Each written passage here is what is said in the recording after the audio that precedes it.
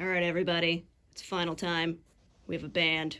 Let's see, 2 vocalists, keyboard. In the vocal booth, we have drums and we have guitar, and we are all plugging it into our friend, the Mackie 1604 VLZ3. Wow. Oh, I'm gonna do that thing. Zoom in. Yeah, there we go. Okay. All right, so input 1, I like to pretend that the keyboard player sings.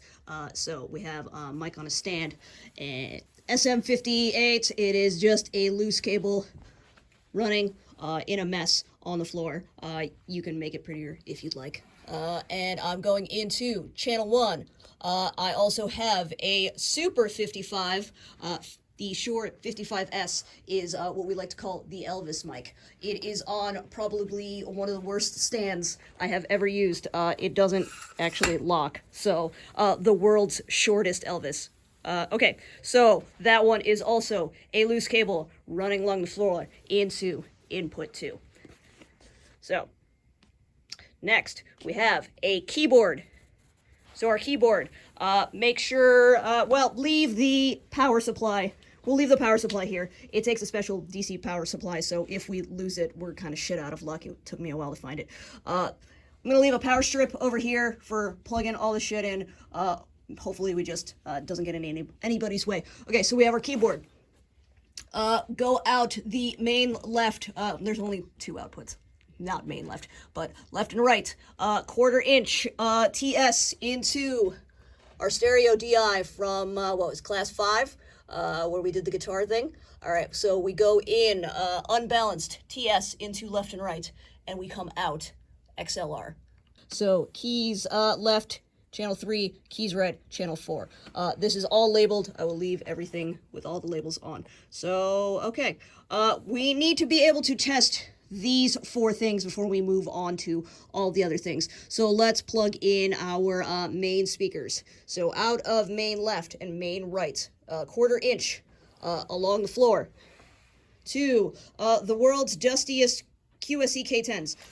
So these came from Drury Lane Theater.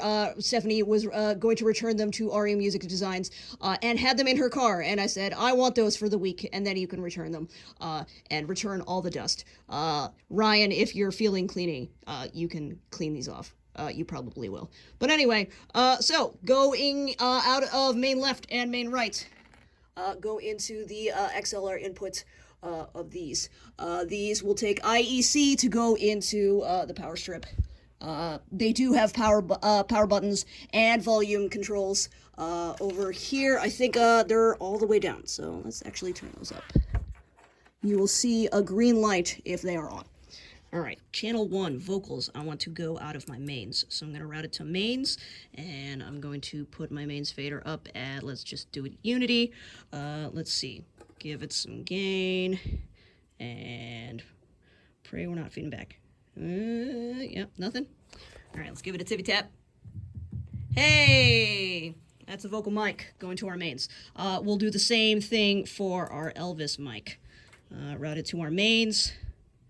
Put that up, give it some gas, and give it a tippy tap.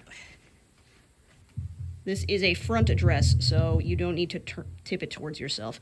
You just check 1, 2. Yep, there we go. That is our Elvis mic. All right, next up, we want to test our keyboard. The power button is over here on the back. It will turn on shortly, but let's see. Anything? No, because I didn't route it. Let's route it. Great. So I want to pan keys left to left and pan keys right to right. I want to route it. And it's not going to feed back because it's a digital instrument. Let's see what... All right, we got it. Cool. So we're getting that. Next up, we have a monitor for our keyboard player. So right now, the sound is coming out towards the audience, but it's not helping this person play. So we're going to plug in this UPM on the floor. Aux 3. Aux 3 is the piano monitor. So coming out of the back of the board, Aux 3 going along the floor into that UPM. So the thing about the UPM is it needs to be powered via a PowerCon. It looks like an NL2. It is not an NL2. It goes PowerCon to Edison, which will be on that power strip over there. You will be getting a green light on the back of that UPM if it is getting powered. It will be getting signal via that XLR cable coming out of aux 3. So once you have that plugged in and you want to test it, let's see. Let's give it keys left and keys right into aux 3. So I'm going to turn up the dial over here and see. I can't tell, so I'm going to turn off my mains. Do I still hear it? Yes, it's just faint, and I need to give it some gas. So let's crank that in aux 3. I might need to give it some gain. Yeah, that's sufficient for now. And we can turn back up our mains. All right. Ooh, I'm also feeding back on probably my vocal mics. Cut. Okay, also in this room, we're going to have 2 QLab channels on channels 14 and 15. They are going to be coming out of the Mac Pro tower, also known as the cheese grater.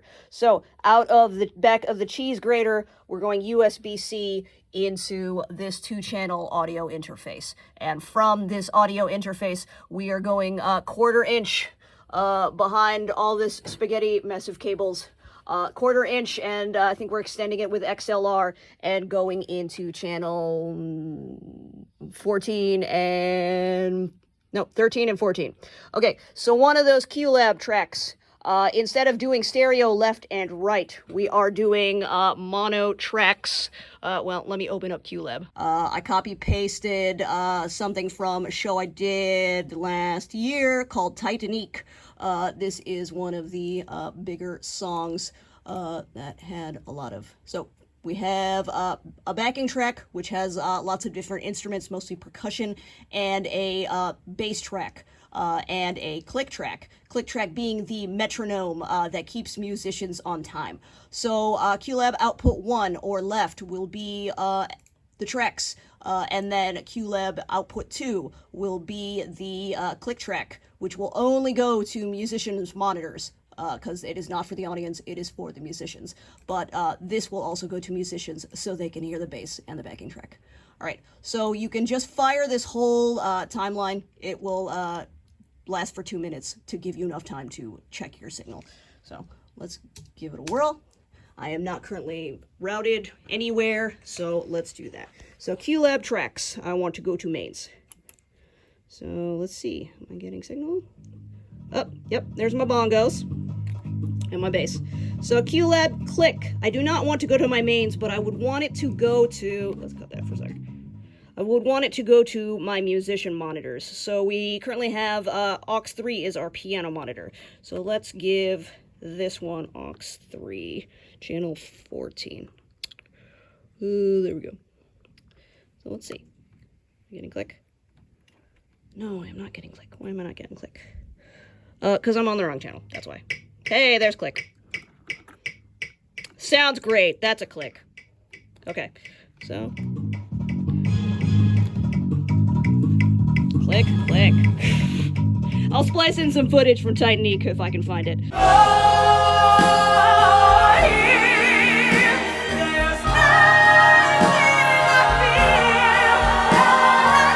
One more thing in this room, we have a switchable 58 on a short stand on a table.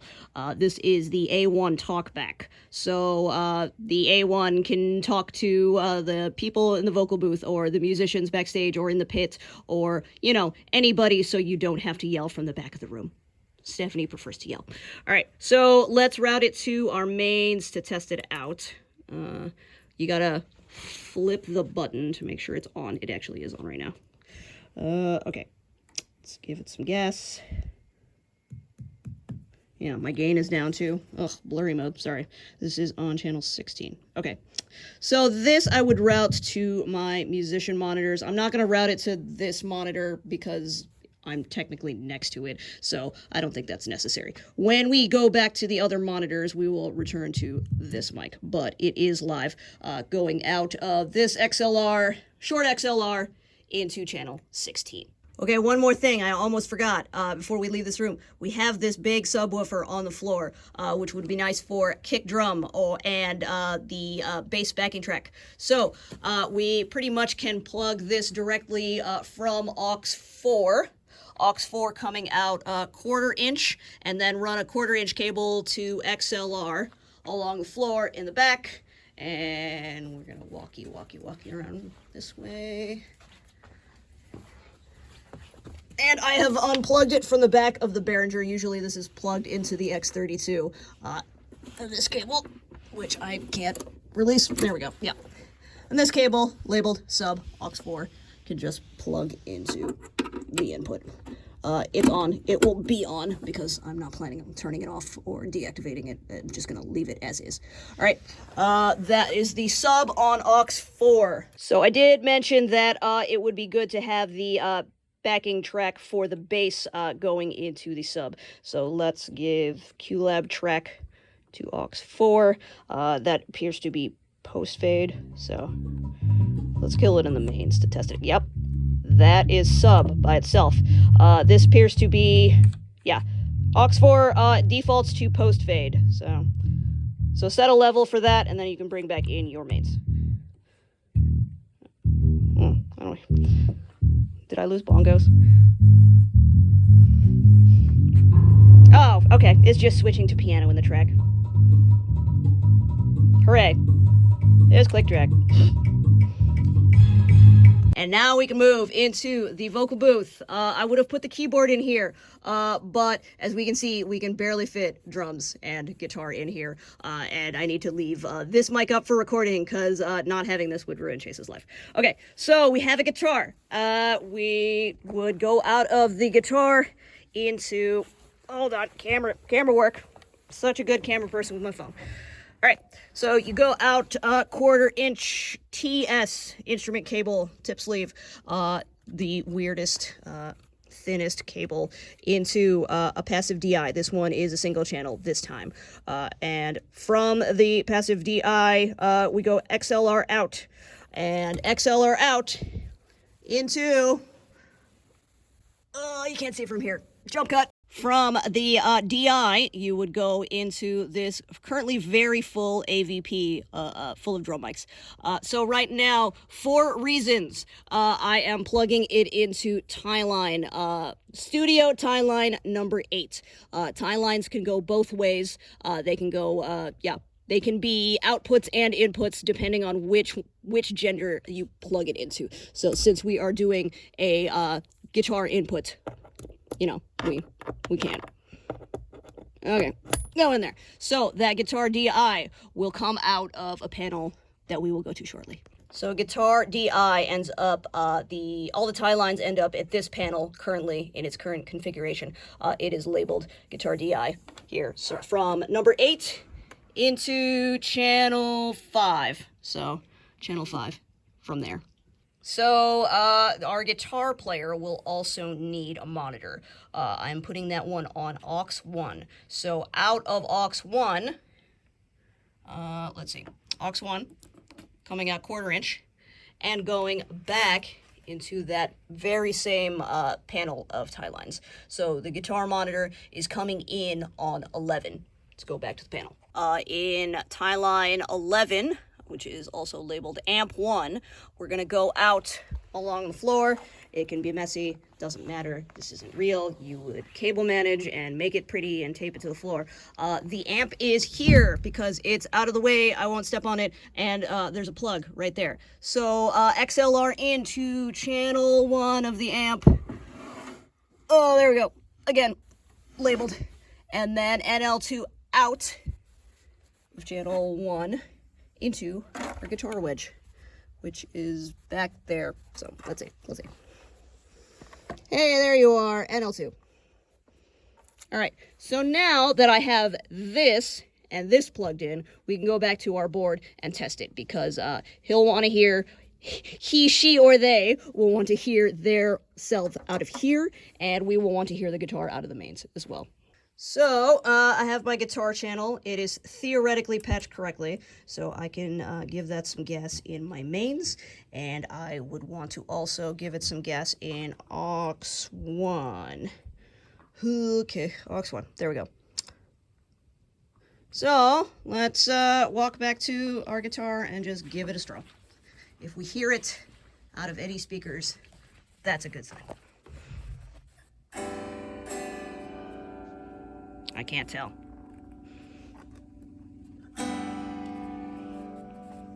Alright, this is where it's good to get a buddy so you don't have to walk back and forth. Oh, buddies! We have our buddy. I think I can actually hear it. I think what the problem is that it just needs some gain. So, oh yeah. So, Ashley, can you hear it coming out of your monitor? I can kind of hear it coming out of the monitor, so I'd want 5 is aux 1. So we can start there. How's that? I can't tell.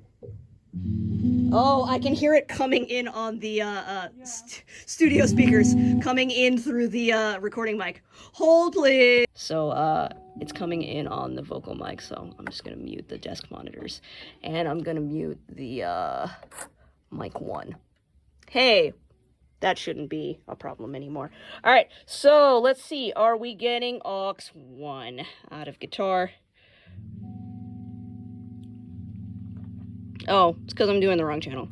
How about that? Channel 5? No. Oh, troubleshooting. Okay, technical difficulties. I had aux 1 and aux 2 flipped at the amp because I'm so good at sound. Anyway, Ashley is getting a good level out of the monitor, so I can start to crank it in the mains and see where that ends up. All right, give me something that rocks. Beautiful. All right, cool. That's a guitar, baby. Oh, wait. Our piano friend would also want some guitar. So, guitar channel to, what's piano? Piano is aux 3.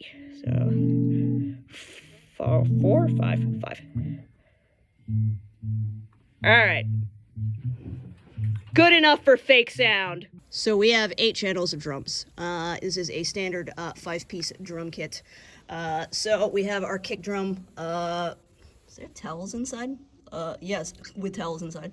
You can kind of see, our kick drum mic going through the little sound hole over there. I'll go around for a better view. So channel 1, kick.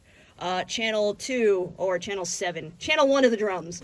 Then we have our snare, SM57.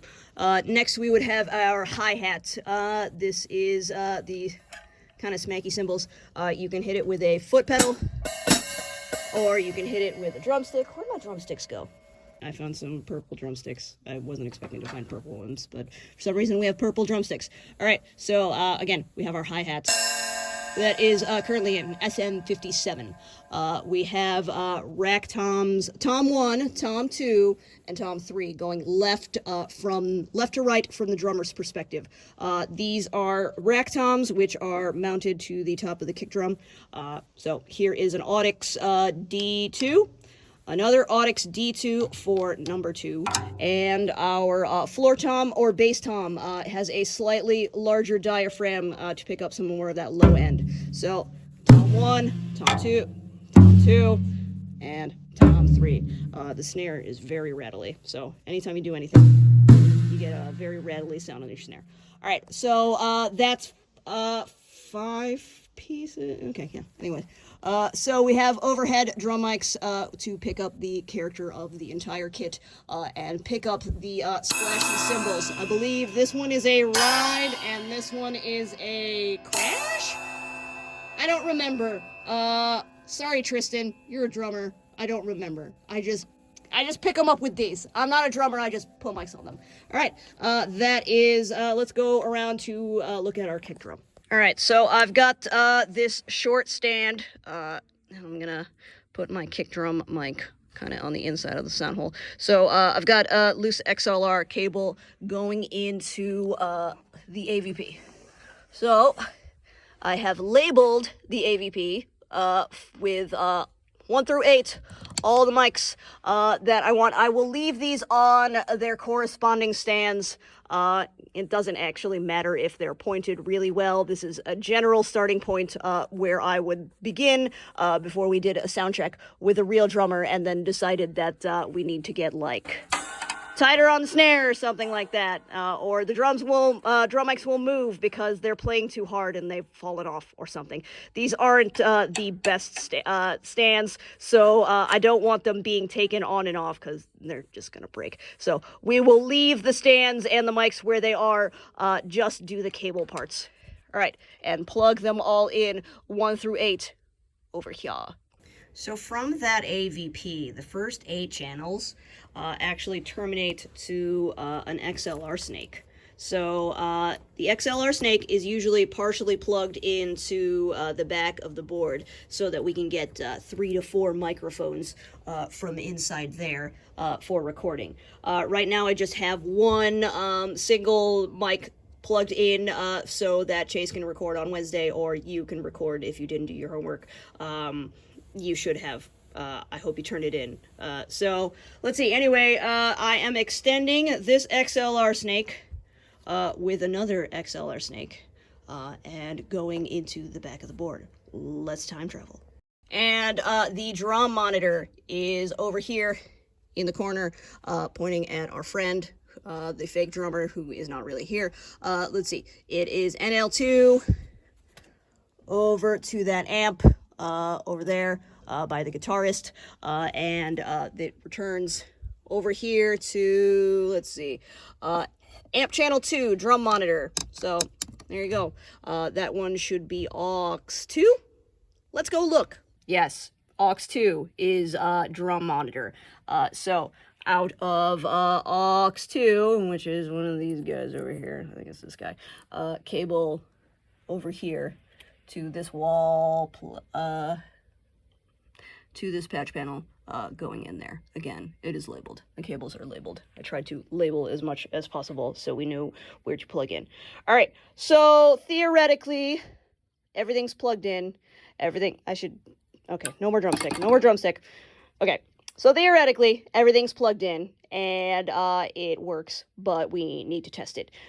But this is where it would be nice to have a buddy, so someone can go over and, you know, hit the drums and I can set levels. But, oh no, I have no friends.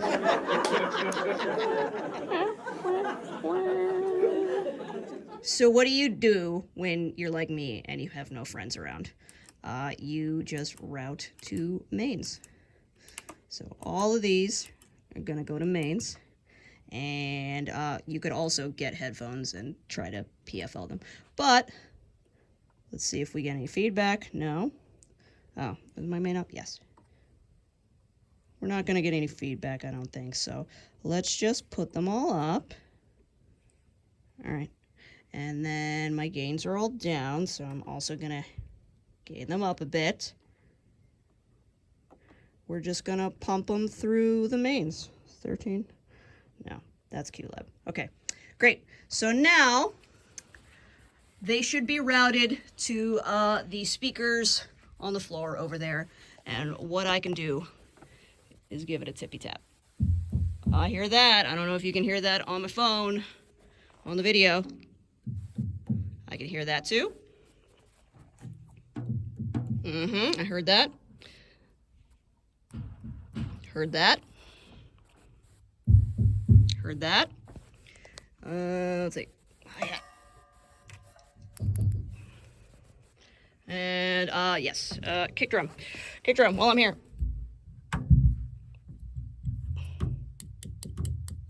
Yeah, I hear that. Okay, one more. Uno más. Are we getting signal? Okay, I am getting signal to my mains from all of these mics.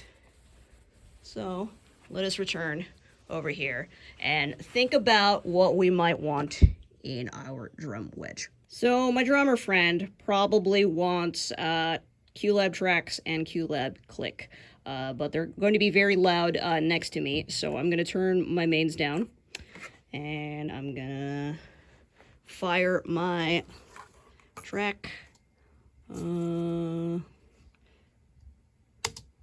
Okay, so theoretically, I am getting my QLab track. I can hear it in the sub, and in this monitor, I'm gonna unroute it from the sub temporarily, which is aux 4. So I want to see if I can hear it in aux 2. Yes, I can hear it in aux 2 from a distance, and aux 1. Yes.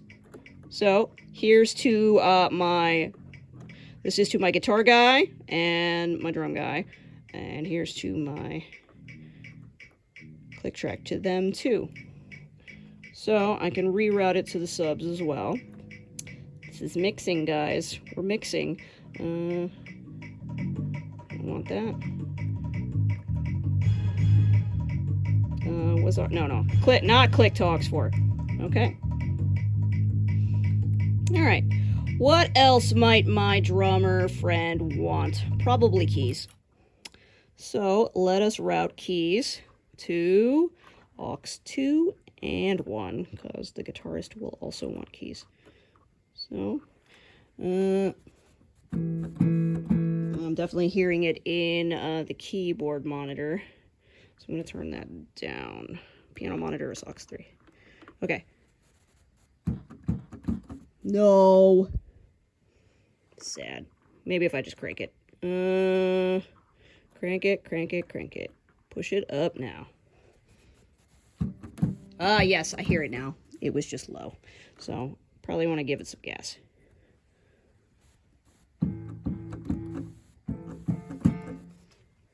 Alright. And we can restore to aux 3. Yep, that's a healthy signal. And to our mains. Alright, cool. So, yeah, that's mixing. You gotta set levels for individual humans and set levels to go to your mains. And it starts with the gain knob. And whatever people need to hear in the box closest to them. It differs from human to human. Alright. Anything else?